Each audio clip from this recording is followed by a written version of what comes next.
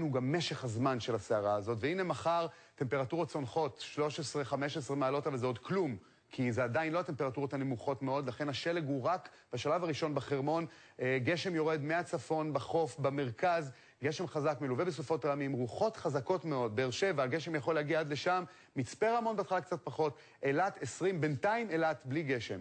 והנה, אני לא יודע מתי ראינו תחזית כזאת, אבל תכף תראו, זה על גבי הערב, הגשם נכנס ממערב, הצד השני עדיין היה שמש. מתי ראיתם כזה דבר?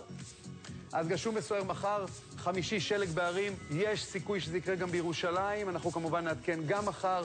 שישי, הסכנה המרכזית להצפות, בעיקר בחוף, המון גשם, הרוחות כבר ירגעו יותר באזור הזה. גם בשבת, גשמים כל היום, שלגים בפסגות של הערים, זאת אומרת שבת עמוסה בגשמים, ואפילו בראשון שני שזה מסתיים, הטמפרטורה נשארת נמוכה, ואולי פה ייפתח החרמון עם כמויות אדירות של שלג. אנחנו נהיה גם מחר בבוקר כמובן, וגם מהלך היום עדכונים לגבי הסערה הזאת. שיהיה לכם ערב חמים.